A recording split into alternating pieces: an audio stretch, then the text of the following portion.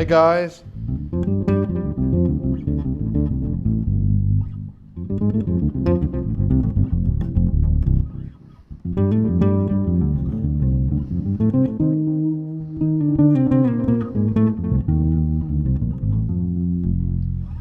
Hey guys, absolutely awesome to have you again hanging out today live with us. Obviously we were here last week and the week before. It's a regular Wednesday thing we're doing through October, maybe forever. Maybe not forever, because I'm sure when I'm old and grey I won't be as cool. I don't know if anybody's going to know I'm grey actually, because obviously I'm bald, so maybe just old. It might not be that cool me sitting here, but hopefully, you know, you never know, I might be a sort of like, you know, bass playing pensioner or whatever. But anyway, yeah, hey guys, let us know where you're from. I'm just going to have a look at the comments. I love watching people come through. Bass playing pensioner or whatever. Let me make sure the volume's down. And how's the audio? Let me just play for you so you can like let me know what the audio is like. I think last week we had some crazy audio going on for like the first 2 minutes or something like that. So I'll play something and you can let me know if it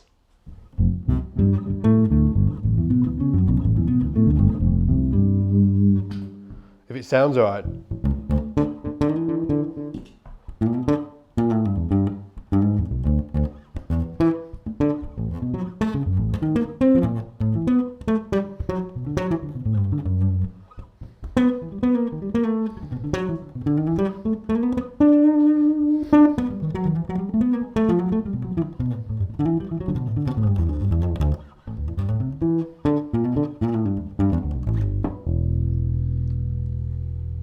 Tune. So yeah, let us know what the audio is like, guys, and let us know where you're all from. We had some guys just literally from all over the world last week. Phoenix, Buenos Aires. I could do with some sun if you've got it. Hong Kong. What time is it for you guys? Let us know what time it is. Type it in the comments. What time is it right now? Melville. John Melville's on. Hey John, we need to do badminton soon.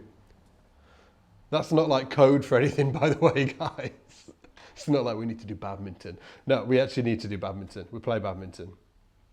Have you played the Sadowski preamp DI box? I haven't, dude. Who's that from? Mihai. When I'm DIing, I use this, which is a DMP 1073. It's super, super nice. It's quite expensive, but it's like definitely worth checking out if you want to. I also, the Evil Twin is really nice. Obviously the red DIs are really nice, and Noble are making some killer looking stuff at the minute. Like I keep meaning to get a Noble, or at least have a conversation with those guys about getting one. They do a sexy looking head as well, the guys at Noble. I think it's like Noble Amplification. I think it's just one dude that makes them. But they look really, really nice. Tel Aviv.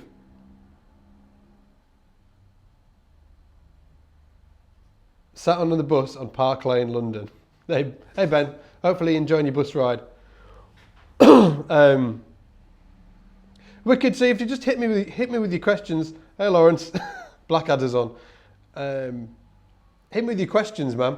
Last week we spoke about everything. We were talking about metronome exercises. Was last week the metronome exercises, D-Mac? I think it was, wasn't it? I lose track. There's a lot of questions. Anyway, hit me with your questions, guys. What would be really great is if you put the question in all caps. Well, not the whole question in all caps, but just start it with question in all caps, because that way it'll stick out within the, you know, within the feed I'm looking at right now. Oh, chatters in Miami. I could do with some of that Miami sunshine right now. What's your opinion on the Fender Bass 6? That's like who was that? Mark. I think they're really cool, Mark. The Fender Bass 6 is like a long scale guitar, or kind of looks like that to me. 6 strings, isn't it? Where it's, yeah, I think they're really good. I think Michael League's recorded one a few times. It sounds really good. Still playing fretless? Absolutely, I'm still playing fretless. It's over there, and It's not over there. Where's the fretless? Oh, it's there. Yeah, it's there. I did put a battery in it. I'll maybe play it later. I might play the bass later. If you want to check out, I was playing it on Instagram a few days ago. So go to Instagram/Scott's Bass Lessons, and you'll be able to check out the fretless. I might even play it today. Any thoughts on the Sire Marcus Miller? I've heard they're really good.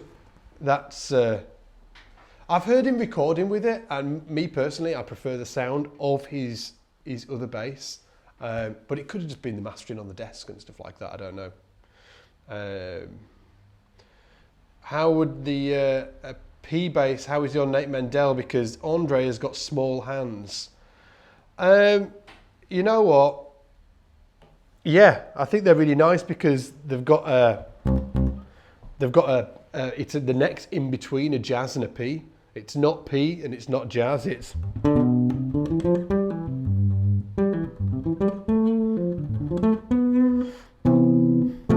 yeah, they're really not. I really like them. And what you can do on these Nate Mendels is, you know, like if you look at something like this, like they're really fantastic. And I can play like that, but it's just a little bit more effort because the neck's so wide on these 58s. It's just a little bit of a more, and I quite like playing lines that go right over the, you know, over the, if that was like an A minor type vibe, you know, I'm going over all the, going right over the strings. And that's why I like a little bit of a thinner neck. I don't like it. It makes it a little bit easier. You know what? Like grooving on this feels great. And even, you know, like improvisation and stuff and lines feel great on it as well. But it is just that little bit more work. So that's why I like these necks on the Nate Mendels. You can get P basses with jazz bass necks as well. I think Lackland do one, Bob Glaub or something. And you know what? It was wicked. They're wicked, but they're more of, like it's a thin neck. It's a jazz style neck. So for me, this is, it's somewhere in between, you know.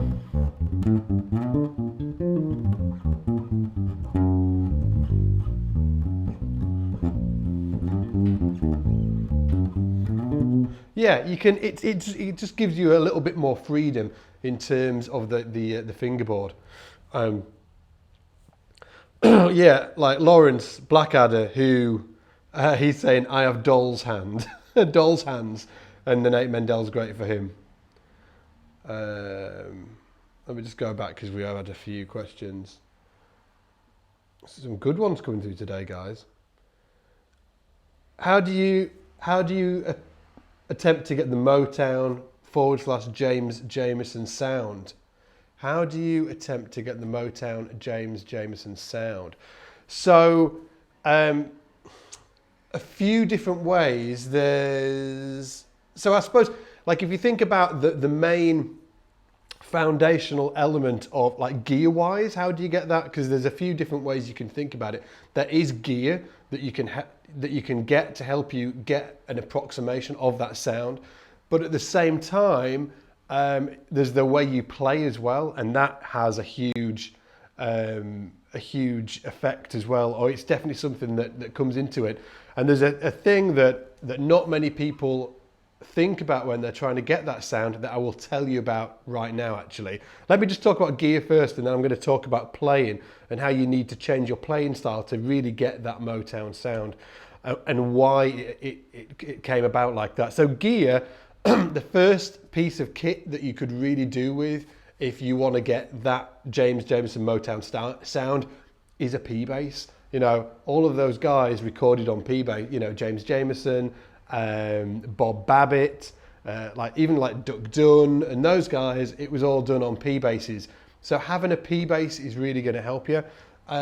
Flat wounds. I haven't got flat wounds on this, but I have on this.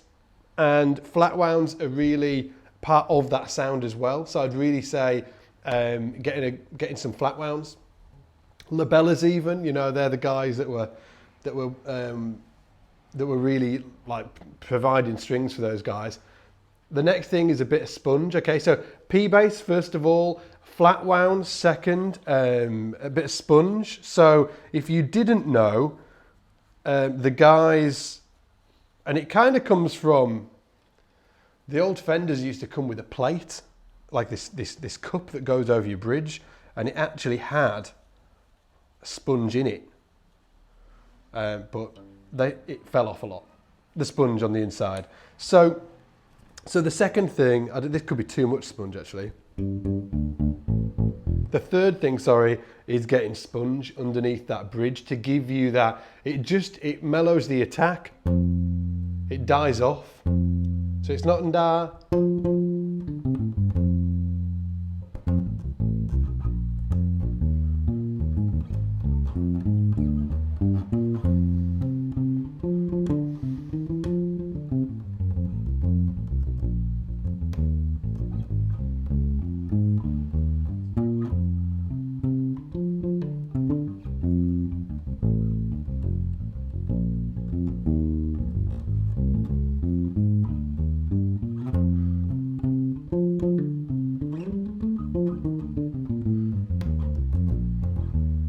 Okay, so great bass line. Stevie Wonder, James Jamerson bass line, obviously. So the sponge really helps. So first of all, obviously, P bass is going to get you near that sound. Flat wounds, again, is going to help you get that sound, even though I've got round wounds on this. Sponge under the bridge is really going to help get that sound and cut down on the overtones and make it actually just a cleaner, well, just less, less overtones, just a more focused, direct sound. It sits really well in the mix when you use sponge under the bridge. And the thing that loads of people miss out on, including myself, hands up, of how you can actually really, in terms of playing, how you can actually play like those guys, is take into consideration that a lot of them came from upright players. So there's one thing that upright players do a lot of that people that have just, taken the bass generally don't do, and that is use open strings a lot. Like Jamerson, Bob Abbott, all those guys use a lot of open strings. And in fact, this bass line, I Was Made to Love Her by Stevie Wonder, is a really great example of that, because there's a few different areas that Jamerson would have used open strings. It's really fantastic. It's really interesting, actually. I've just kind of got into it, and I got this from Phil Chen. If you've heard of Phil Chen, he's a real great knowledge base in terms of what Jamerson did, and I heard him speaking about it. Now, if you take that,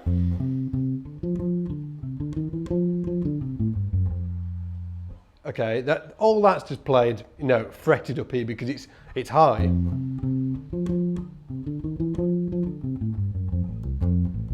But here, when you go, Jamerson wouldn't have played this. He would play F, open A, closed C. Like that, for me, felt very unnatural. And I've been shedding this over the last few months. And going down to the B flat, end up on the A flat again. Here we go. Jamerson wouldn't do this. He would play B flat, open at A flat. Okay, again.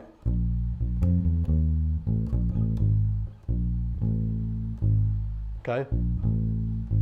Instead of, okay, they use them open strings all the time. Upright players do this a lot to get their intonation right, because a lot of those guys were upright players moving to the electric bass. They just had that technique down. So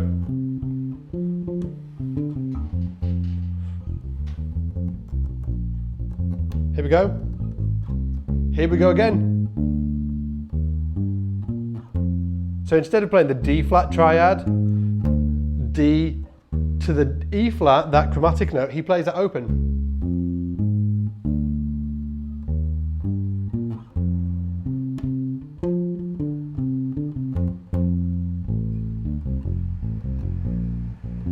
Even there again, It's a lot of open strings.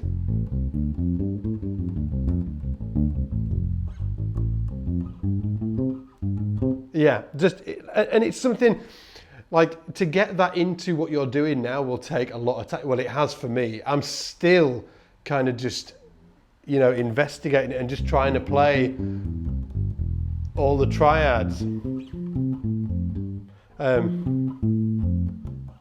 So I noticed this thing he did on a B flat the other day. So,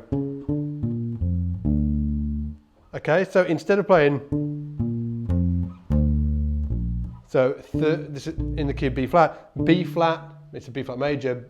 Okay, so the third, root, fifth, third, root. Instead of playing this shape, like many of us would play, that Motown old school approach would be third, root, fifth, open string. So you're going down and then back up.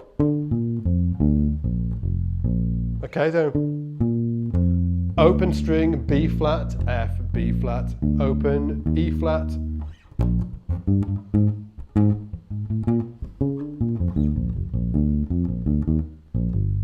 Okay.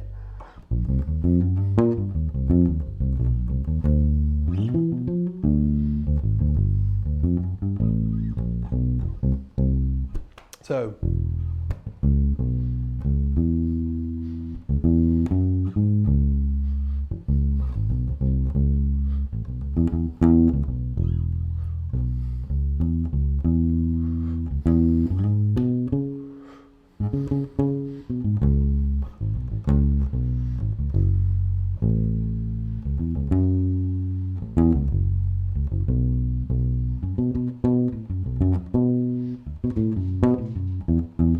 looking for them open strings that you can use. That's what's going on, right? So hopefully, guys, that gave you a little bit of an insight into how to, not only the gear thing, and obviously there's other stuff like the amp, they used a B15 amp egg, that will, help. But I've got, a 10, it's doing fine. But I think that the fundamental parts of the chain for me would be a P bass, flat wounds, sponge, and the playing as well. And also, I should say, before I forget, that it really, if you're playing down here,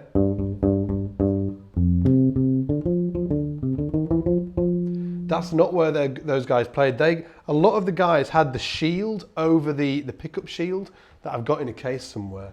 The pickup shield that goes over here. They put their hand on there and plucked around here. In fact, Jamerson just played with one hand, one finger.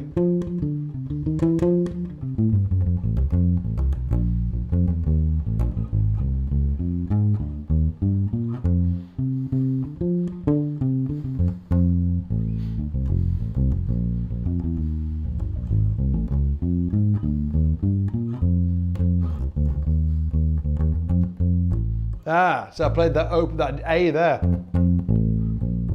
Should have been open. Anyway, I'm learning. Hopefully you guys are learning as well, something new. Check out Phil Chen. There's some great footage of Phil Chen talking about this stuff online that you should all check out. Good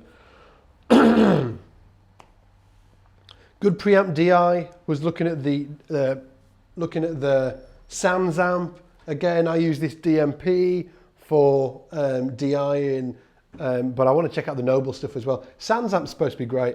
I've heard some great feedback about them. How did you keep yourself motivated during a bad lazy day? Man. So this guy's name is Man. I'm not just saying it's a man. His name is Man. How did you keep yourself motivated during a bad lazy phase? I want to study music, but sometimes find myself in a black hole. So I think a few things. One of the things that really helped me out, guys, is building your practice. What you're practicing, it has to be a habit. It can't be, I feel like practicing today, because if you're anything like there is these anomalies around the world that are just, they're super motivated, and like I'm motivated, don't get me wrong, but I I really want to make a difference to my playing all the time, and I don't want to rely on my inner goodwill of making it happen. I want it to be a habit. So I eat my breakfast in the morning, and I brush my teeth, and I put my pants on, hopefully, and I practice. It's like that kind of thing. I don't ever want it to be a choice or something I need to talk myself into. So building a habit or making your practice time habitual is absolutely key. And it was for me a huge deal doing that.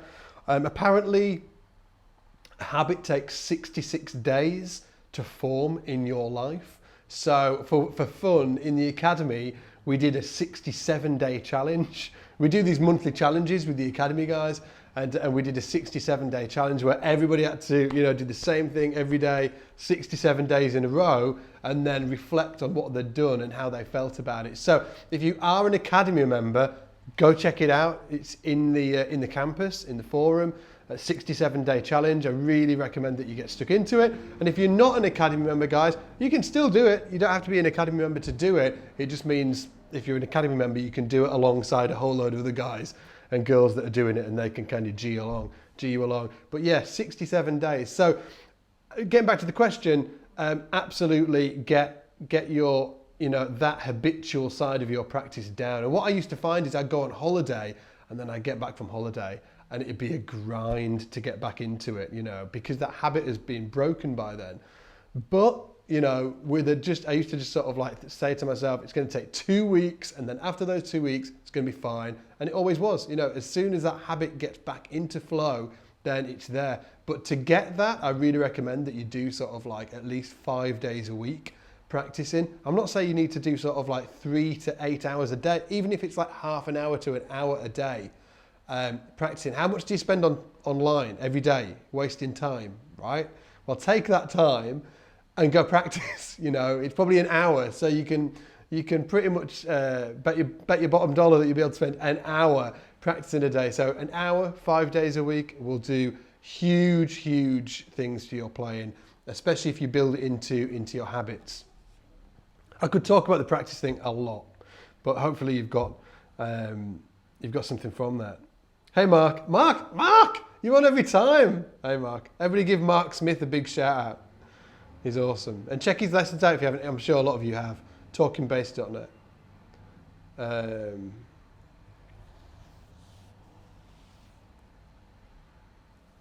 Oh, fantastic. Well, Mark, who does all the transcription for Scott's bass lessons, is just saying, Phil Mann course transcription is coming along well. Should have it knocked out very soon. So what we do, if anybody's wondering, if any academy members on, we're releasing a brand new course on the 18th into the academy course library. It's Phil Mann, who's taught at the Players School of Music in Florida, Jeff Berlin's place. He's taught at the Institute in London. He's a really fantastic educator. He's also done a ton of live seminars for the academy members anyway, so you can check them out in the seminar archive.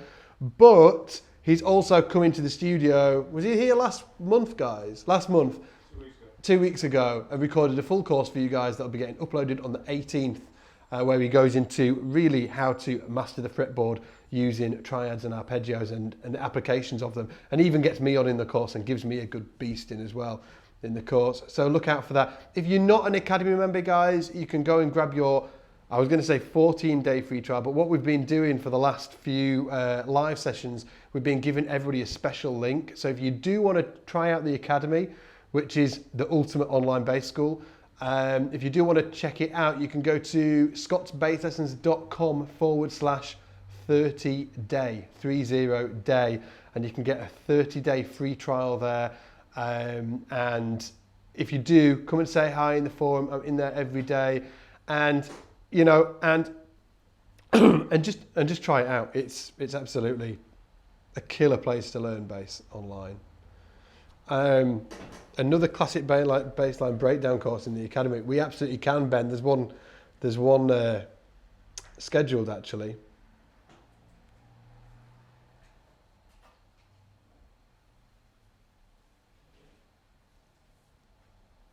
How do you balance your music and your family life? Do I have to answer that? I'm all right. balance my music and my family life. I've got 2 kids, so I'm really, really insanely good at time management. I would like to say I am. Am I good at time management, guys? Let's get it from the guys. What time did you get in today? I was looking. Gav said, what time did I get in today? I got in at 12 o'clock. I was looking after the kids. D-Mac, what do you reckon? Am I good at time management? Ish. He says ish. Ish. I get a lot of stuff done though, right? Yeah. Yeah. I'm bad at that. The what? You're bad.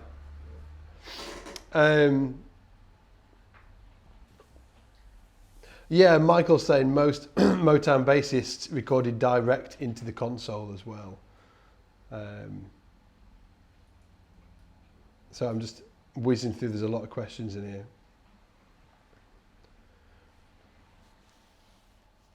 Have you heard the new Red Hot Chili Peppers album? I've not heard it actually.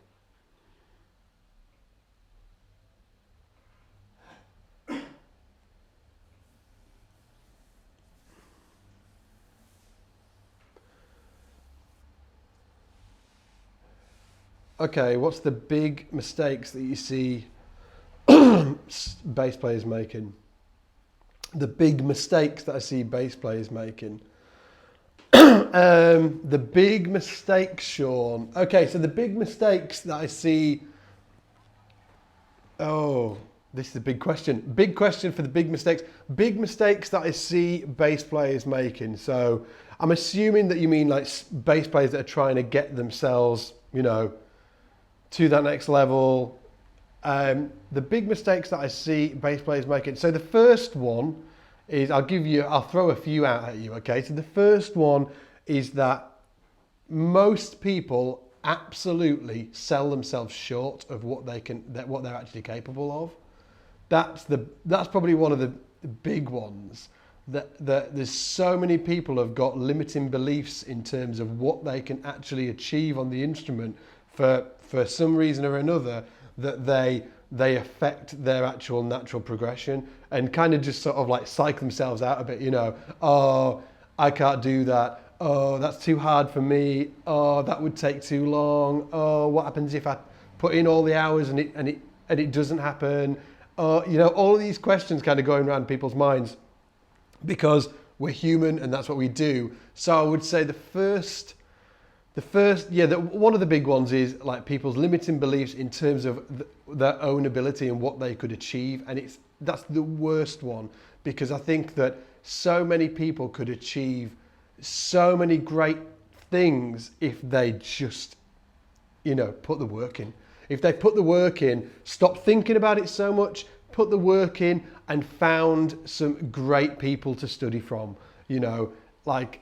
When I was studying, I flew to Barcelona once a month from the UK to study with somebody out there, Gary Willis. I went to New York, not like, you know, to study with people out there. I didn't live there, but I went over there sporadically to study with people out there, seeking out the best people that I could to study with, because I knew that they had the information that I wanted that would help me get my bass playing to the next level. And I didn't go to music college or anything like that. I had a really backwards way into this entire bass playing thing. I got knocked back from pretty much every single music school in the UK. In fact, I did get knocked back by them all, which is funny because I've been asked to teach at most of them now, or have taught at them, which is great. So I would say limiting beliefs in terms of what people can actually achieve themselves. So, you know, I think that's probably the biggest. The second I would say is that people aren't analytical over what they do. And I think a lot of the guys that I see making real big progress is they're quite analytical about what they do, and they map it out. They'll keep a track of what they've been working on.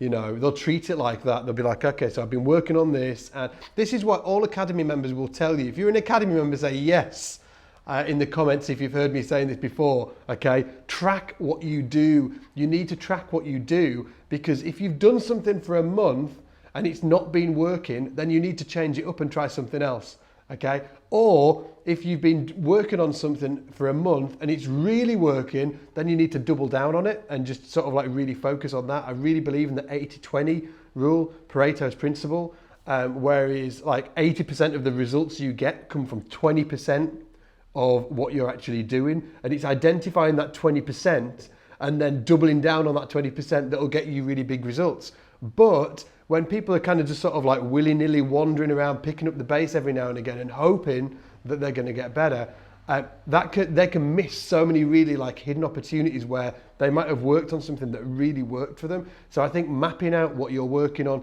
keeping a practice log, Academy members say yes, if you've heard me say keep a practice log before. Those guys will be sick of me telling them to keep a practice log, but it's a huge, it's a huge thing. If you like all these sort of like crazy musicians like that I've hung around with, so many of them have got like old notebooks and they're like, oh man, I used to write in this every day about what I was working on and what I was trying to do.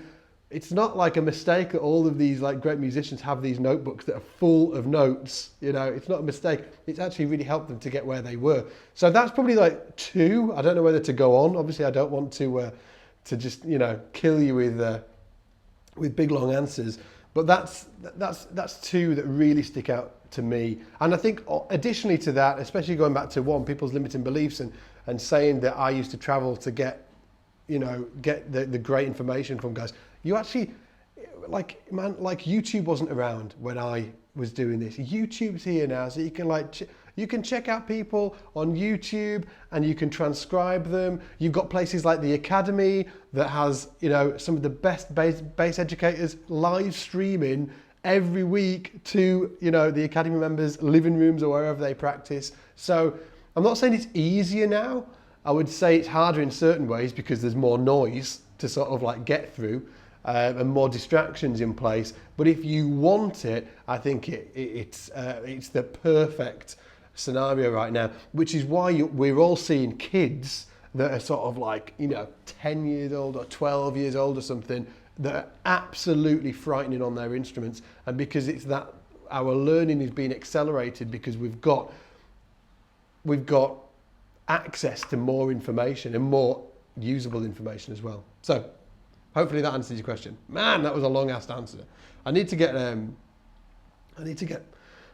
quicker at answering these. Sorry. It's not like I like the sound of my own voice or anything like that. I just talk a lot.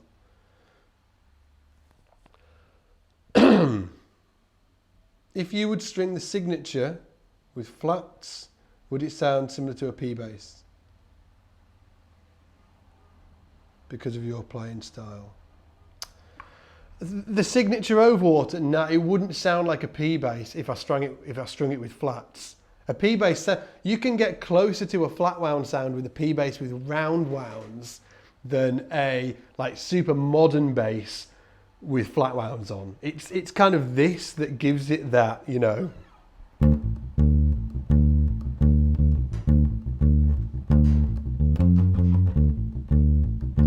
I should be playing that with open strings, right?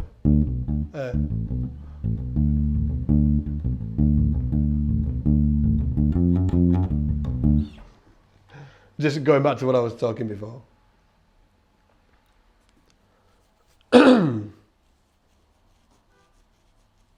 I'm an upright player who plays bass and I use a lot of open strings, and yeah, it's a good point. It is, man. Those guys used it all the time. Is the Ampeg B15 the correct amp for this tone? It is. It's great.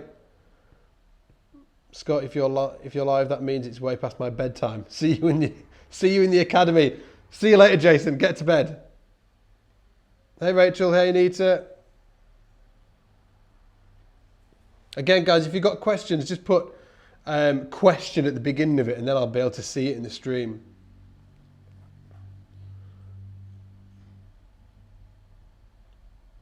If you can say just one thing that would... if you could say just one thing that would help advise to start learning improvisation. Just one thing.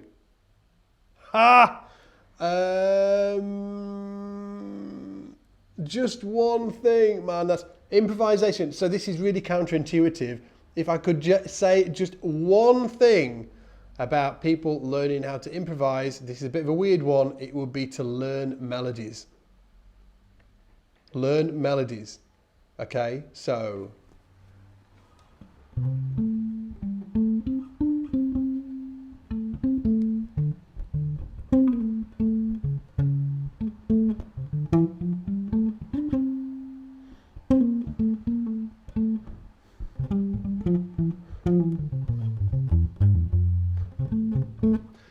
Which is the days of Wine and Roses. Learning melodies. The gag is when it comes to improvising, soloing. It's so much of it is like all mini melodies, and as bass players, what we find really tough to do is step out of our role of a bass player. And what learning melodies does is force you out of it. And yeah, learning melodies. Question, what do you think about the dark glass pedals? Dude, Brendan, I've not tried one. I'd love to try one. I actually was talking to Doug on Instagram the other day. So Doug is the guy behind Dark Glass. So if anybody goes to Dark Glass, tell them that Scott sent you and said to speak to Doug. Doug is a cool guy.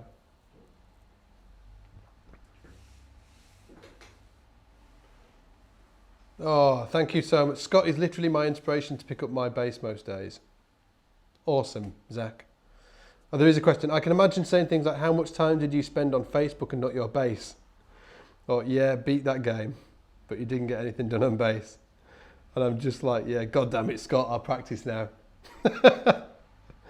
Do it, Zach. But hang out here first. Don't go yet. Hang out here first, and then you can go. I don't want to... Okay. Jonas, check this out. I haven't read this out yet. Hey, Scott, I'm playing bass for about 2 years, and I've come to a stop because there's no fun playing tabs. Absolutely. So I'm trying to learn music theory. Started by learning to read music from sheets, okay? But I'm not sure in what order I should continue learning. Some stuff looks non-understandable to me without proper theory base. In what order, more or less, I should learn about chords, scales, arpeggios, and so on. Okay, so this is a huge question, Jonas, but just to give you, like, learning to read is great, actually. It's really beneficial. I don't think it would help you too much with theory. I think something that gets misunderstood is that theory is just such a broad, it's like a broad brush, man. It's like saying popular music, right? So what's popular music? So I was listening to Noah last night with Lewis Cole, like Rob Malarkey was playing on it. Like, that's popular music. A lot of people like it. Motown is popular music. Justin Bieber is popular music. U2 is popular music. Do you know what I mean? Like, it's such broad, that's kind of sort of like theory. Sort of like, it's huge. There's so much theory that I do not know, and I will never know, and I do not want to know. I do not want it to occupy my brain space. There's too much going on there, so get out. But there's this thing called functional harmony, which is really useful. And so I'll just say that again, guys, right? Theory is super broad. It's super broad. It's to do with like perfect cadences and compound time and all of this stuff, and a million other things that are like far too complex. And as I said, I don't want them in my brain. I only want them in my brain if it's going to help my bass playing. Now, there's this thing called functional harmony, which is like a category within theory, okay? If you want to sort of like categorize it, right? It's like a category within the theory realms. Now, functional harmony is super, super cool for bass players and really useful. And that is exactly what I really dig off. I really like functional harmony, okay? And I really like to teach my students it as well. So the basis of functional harmony is, in broadly, is understanding all that happens within one key. So if you take the key of C major, right, you've got 7 chords. Okay, and those chords are C major, D minor, E minor, F major 7, G dominant 7, A minor 7, B minor 7 flat 5, and then back to the top, right? Now the key is, I'm just going to say major, major, minor, minor, major, dominant, major, minor, minor 7 flat 5, major. That sequence there always stays the same. Major, minor, minor, major, dominant, minor, half diminished, major. It's always the same. That. Now knowing that and understanding that within the context of a scale, okay, is super important. It's super important. Okay, so you can take a C major scale, let's break it up the arpeggios, and it's going to be major, minor, minor, major, okay? Major, minor, minor, major, dominant, minor, minor 7 flat 5, major, and then descending, right? They're all the chords played as arpeggios. An arpeggio is a chord just played one note at a time within the C major scale. Again, major, minor, minor, major, dominant, minor, minor 7 flat 5, and then the octave again. Now, we could do it in G. It's going to be the same. Major, minor, minor. What's next? Major, dominant, minor, minor 7 flat 5, major. Do it in B flat. Major, minor, minor. Oh, actually, I'll do it up here. A flat, major, minor, minor, major, dominant, minor 7 flat 5. Ran out of frets. Major again, okay? So once you understand that, man, that just opens up so many doors, because like 90% of songs are written using that diatonic sequence, right? And this is why, let's do this cool test, right? So I want you guys, let's name chords 1 to 6, right? And I randomly want you guys to just write either whatever number from 1 to 6, write it in the comments, okay? Whatever number 1 to 6, write it in the comments. Go. 1 to 6. I'm going to show you how songs are written. And you can do it without using your brain. 1 to 6. Will this come up at the top of the stream or the bottom? Maybe the bottom. 3, 4. Hey, Simon. 5, 4, 3, 4, 3. Jason, you said you were going to bed. Jason's still up, guys. What time is it where you are, Jason? 2, 5, 5, 2. Okay, right, what I'm going to do is, I'm going to, so the first four numbers, let me just write this down, because my memory is not good. First 4 numbers was 3, 4, 5, 3, 4, 5, 4. 3, 4, 5, 4, okay? 3, 4, 5, 4. Let me just make these bigger because I haven't got my glasses. Oh, it needs to be bigger.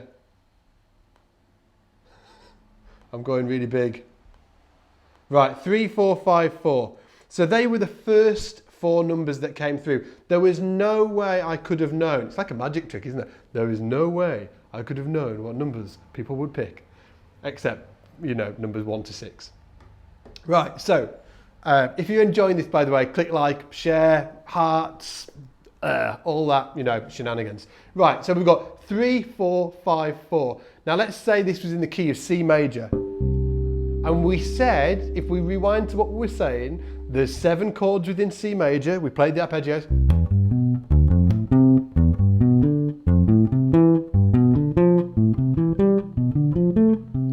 And we also said that each of those chords always stays the same. Within functional harmony, it's always major, minor, minor, major, dominant, minor, minor 7 flat 5, which is the 7 chord. I've taken that out for a reason, and then C major, okay? So, which is the same as the first chord. So there's 7 chords within any major scale, okay? Any major scale has 7 chords within it. Oh, George is getting ill over there, Gav. Oh. The dog swallowed a hairball and he's decided to get it out. Anyway, back onto what we're talking about. Okay, so the first four numbers that came through were 3, 4, 5, and 4. So in the key of C major, what would the 3 chord be? Okay, we'll count up 1, 2, 3. So it's an E major, minor, minor. So it's an E minor. Okay. Chord 4 would be 1, 2, 3, 4, an F, major, minor, minor, major. So it's an F major. Let's make that a major 7. Chord 5, 1, 2, 3, 4, 5 is a G7. Okay, G dominant. And then chord 4 is a 1, 2, 3, 4 is an F major again, right? F major 7. I'm going to play these chords together. They're going to sound fine. You could create a song out of it, okay? So, what style should we do? Like 1, 2, 3, 4. We'll do like a chord per bar.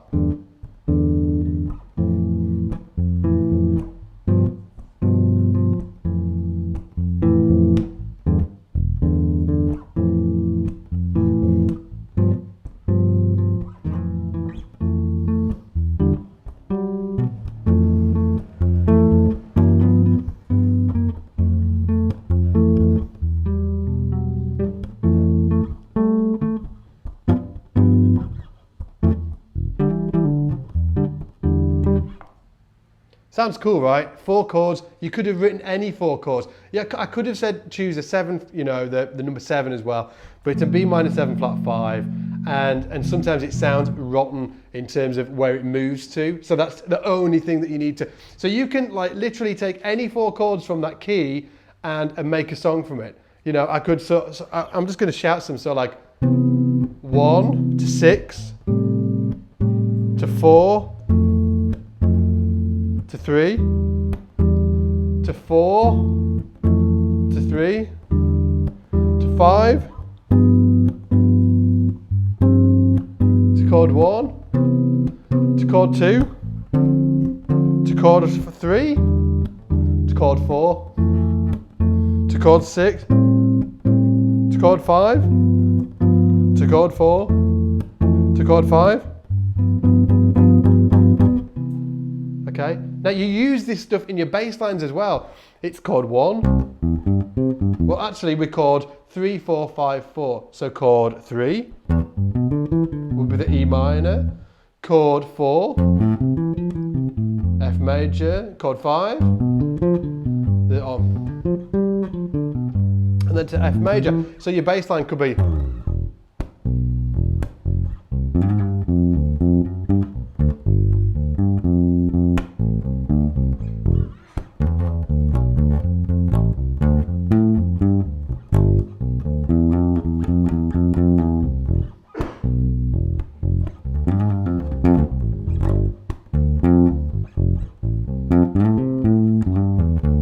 You know, that kind of thing. So, and this is all from that sequence. I understand the sequence, I understand the chords and how they're made. I'm using the arpeggios to build my bass lines. I'm using the roots, the fifths, thirds, sevenths, all of that stuff. So that is what I'd work on. And what I'm saying this for is because people think theory, I want to learn theory. Actually, what you want to learn is functional harmony, okay? You want to learn functional harmony because it's really, really beneficial as a bass player to know how to apply all the arpeggios and the scales and how that all fits within the diatonic sequence, you know, that major scale sequence. And it can be like the foundation for everything. Another great thing to do, I harp on about it all the time, is learn walking bass lines and apply it back to this stuff. All right, he's going from a chord 2 to a chord 5 to a chord 1 to a chord 6. It's like really, really, really great stuff. Lisa, my wife's on. Hey, wife. Everybody give my Lisa huge thumbs up, huge likes, because she's absolutely badass for putting up with me. I was very grumpy this morning. This is a public announcement. I was Grumpy Scott this morning, and Lisa got the brunt of it. As, you know, all the partners around the world, they get, yeah. You guys get it. Who else was grumpy this morning with their partner? Let's have a huge public, what do you call it? What would you call it? When you sort of like open up publicly hey husband, see there's Lisa. Sorry for being grumpy, Lisa. I had to babysit this morning. That wasn't what I was grumpy about. I was just grumpy. I was grumpy because Lisa woke me up 30 minutes early. 30 minutes early to tell me that I needed to get up 30 minutes before I needed to get up. 6:30. 6:30, Lisa. I love you. I love you. Okay, anyway, let's go back to the questions. We've only got like 8 minutes left. I'm going to wrap this up on the hour. What exercise would you recommend when it comes to breaking out of playing similar patterns? Yeah, absolutely. I found myself always playing the same kind of pentatonic riff, but I want to learn how to play. Yeah, okay, so that's Dougie Douglas. Dougie Douglas. What a great name. How to break out of playing similar patterns. Dougie, it's all about learning other people's lines. It's all about learning other people's lines. I'm the testament to that. I'm doing it right now, right? So I've got these little sort of like personal project going on, and I was talking about it at the beginning of this session. I was saying, those Motown guys used a lot of open strings in what they do, so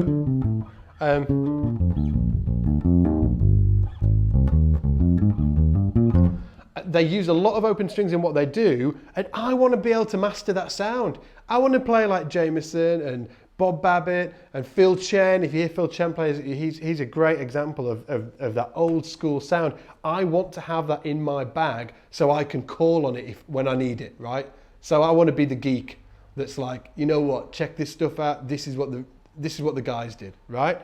So, to do that, what I'm doing is I'm just sitting down. I'll tell you my exact process, okay? So first of all, I've been geeking out on Jamerson and Bob Babbitt for the last 2 months, like a psycho.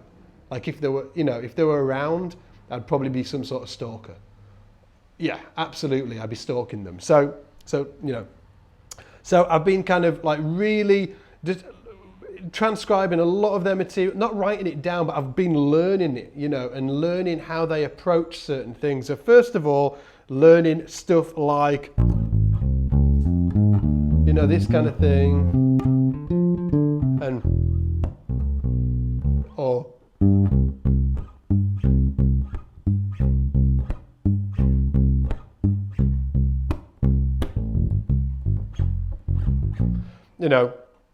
I've been learning their stuff. Now, the key thing is that once I've learned some of their lines, I'm then trying to get it into other chord sequences. This thing here, I can't remember what song I took this from. It was a Jamerson thing, and he goes open string. So he's going down a B flat triad, but he's using an open string in the middle of it. Third, fifth, third, root, fifth, open D, B flat. It's a really quite odd thing to play. Okay. Now, when I'd learned that, I was like, okay, what else? What else do I know that I can use that line in? I was like, oh, the chicken.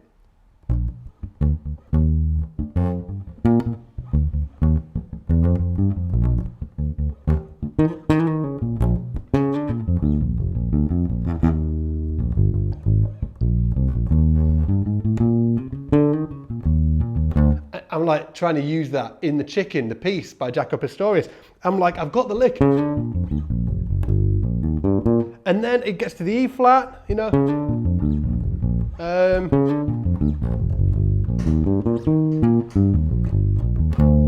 I'm like, and it's to a D. Can I use like a similar thing on that D?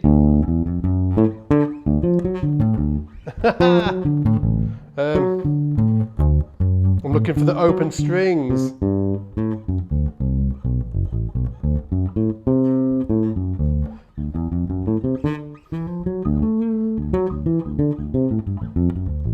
And I'm looking for the open strings and how I can develop that specific line. And I can't do it on the D because there's only the open D in there.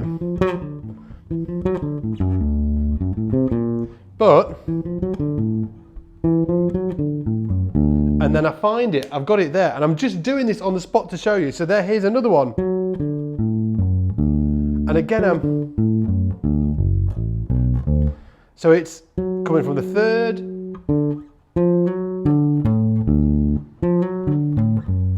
there we go,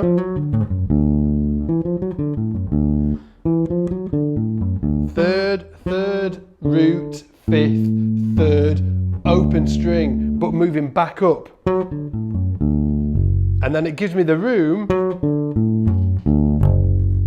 to, or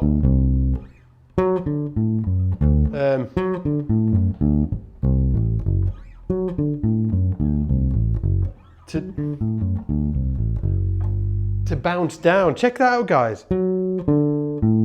Back up, open, C, A, F sharp. So there I'm using that same, it's not the same, it's not that,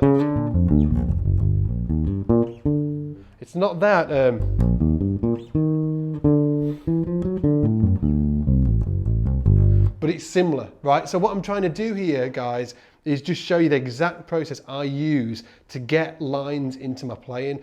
For me, this is the only way to do it. Like, I can theorize about it all I like. And like, you know, ideas, you know, I'm not going to swear, but I think ideas are the only thing that really matters is action and how it really gets into your playing. And for me, this is the only way that it gets into my playing, is by getting the line and then figuring it out, how to use it on different chord sequences. And then by doing that, it becomes part of my vocabulary.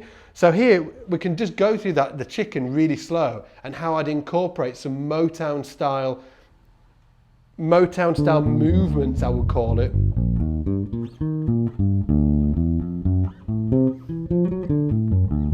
Oof. So it'd be like,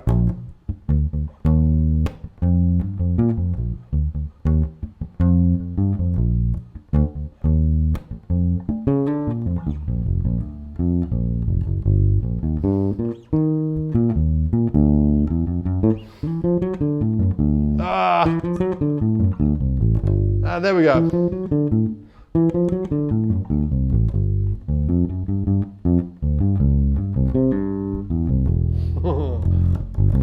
I'm still figuring this stuff out, guys, but I'm just hopefully you're seeing.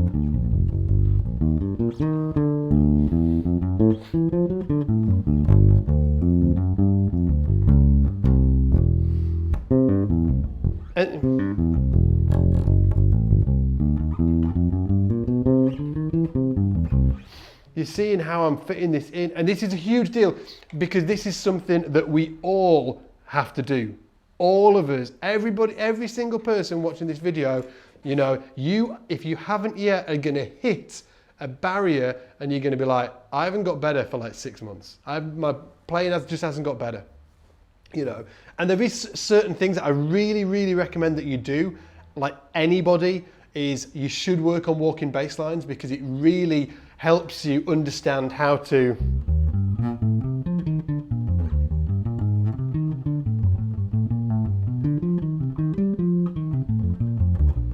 that isn't a walking bass line, but what I'm doing there is I'm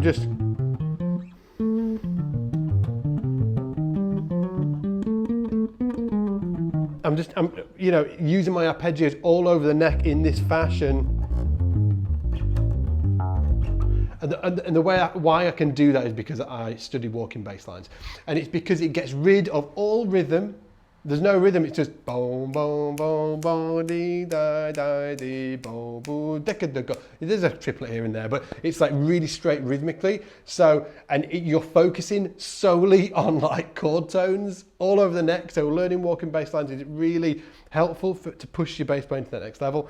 You don't, you know, there's technique is like helpful to a certain point, guys, but everybody works on technique because it's measurable. because we can work on it and the next week we can play faster, right? And learning your instrument isn't as black and white as that. There's a lot of grey where you're not sure whether you're making progress. So what I'd really do is work on walking bass lines, because it is in that 20%, the 80-20 rule, Pareto principle, right? It's in the 20%. Learn other people's lines and apply them like I'm doing here. Take simple chord sequences, a blues, the chicken, chameleon, just take a simple chord sequence that isn't super long. Generally, I like a nice short chord sequence to work with, like a blues, which is why the chicken's good and blues is good and stuff like that.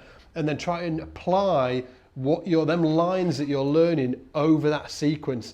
That is it's the killer, man. It's the thing that everybody should be doing, because if you think about it, like one thing I go over and over again with Academy members, apologies Academy members if you heard me say this like 1,001 times, the thing that I say all the time is playing all of this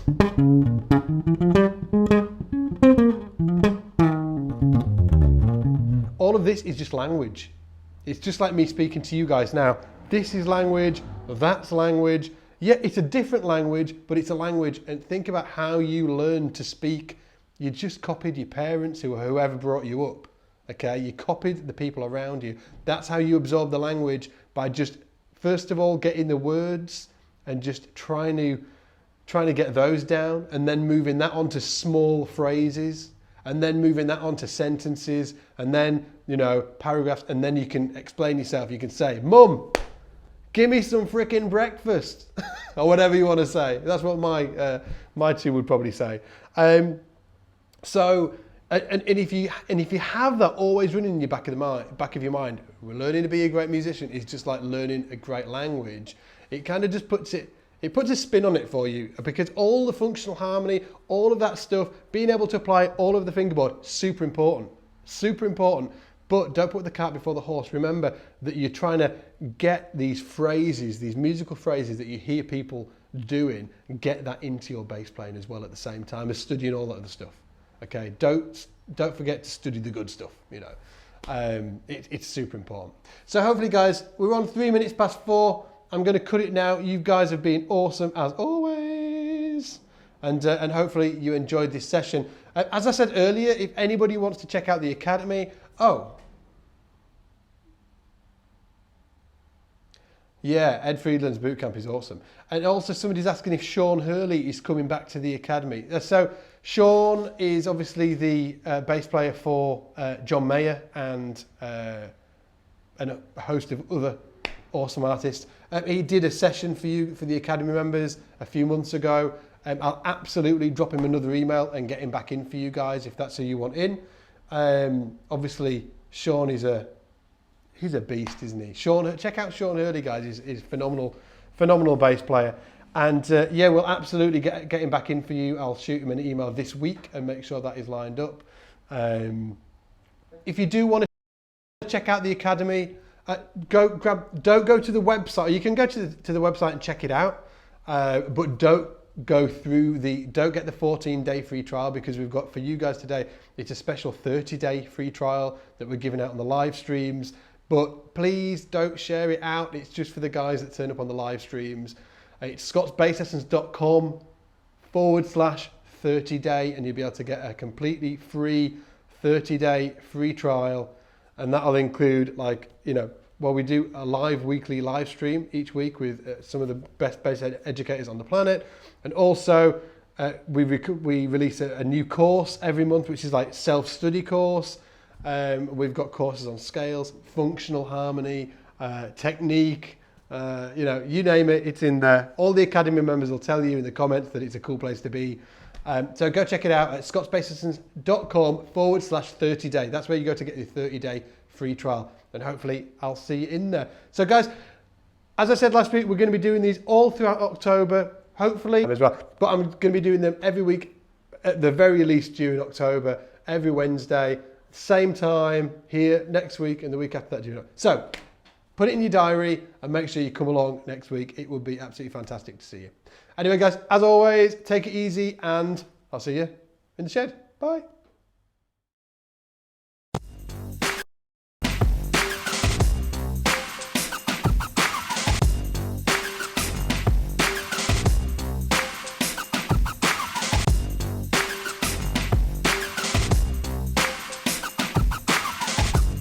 2015 Kickstarter challenge.